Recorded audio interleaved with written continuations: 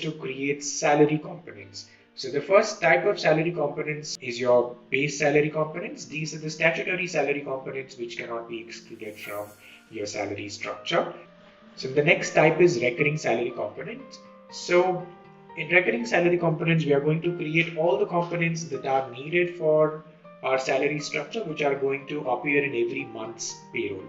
So here in Credily, we have already created a lot of components which are needed. But if you want to create another component, you can click on create component and you can create a component over here. So I'm creating this component. I'm going to name it as extra allowance. You can give it a name. You can give any name as per your preference. Then I'm making it as an allowance. You can make it as a reimbursement or a contribution as well. I'm going to include this in the CTC. If you want, you can exclude it as well. This is definitely taxable. You can give it a flat value or you can create it slab-wise. I'm going to make it flat. So I'll just say 10,000 rupees a year. Or you can also mention it as 10% of CTC. Okay, this will automatically calculate how much this component should be. Or you can go as per the slab. So now you can create the slab. For example, if my salary is between 0 to 3 lakh rupees, then I want this component to be 45,000 rupees. And if my salary is between 3 lakhs to 5 lakh rupees, I want this component to be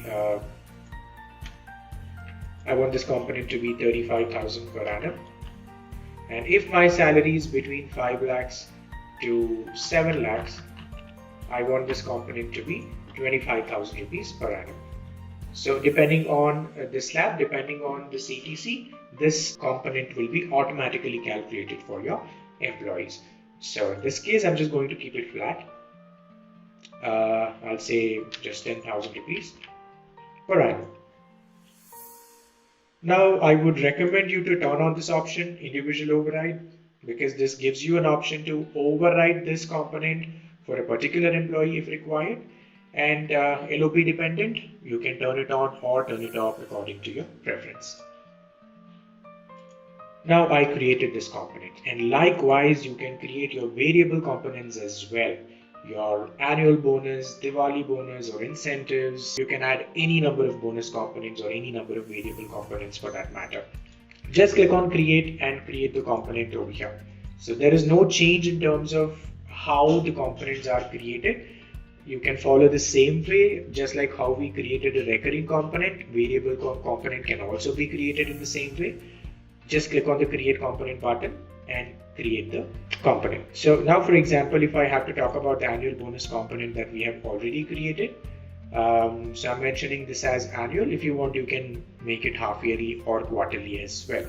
The only thing that you should pay attention to is about the tax deduction. Now you can have the system deduct income tax, just one time in that particular month, or you can distribute the income tax across the rest of the financial year as well. So this is one thing that we would request you to pay attention towards.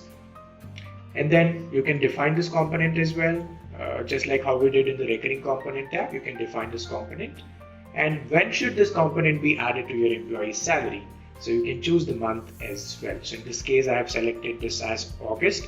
You can add any month over here. So likewise, you can also create ad hoc components. As I mentioned, we have already created all the components that are required. There could be ad hoc earnings and ad hoc deductions. To create a component, just click on create component and give it a name. So I'm going to create a component called as added bonus. This has to be taxable, and I want this component to be included in ESI. Just save it. This component is created. Similar way, you can create any number of ad hoc earning components you need. Same goes with your ad hoc deduction component as well. I'm creating a component called as extra deduction. Of course, this should be removed from the taxable income, and save it. This is how you will create salary components that you need for your organization. So once the salary components are created, then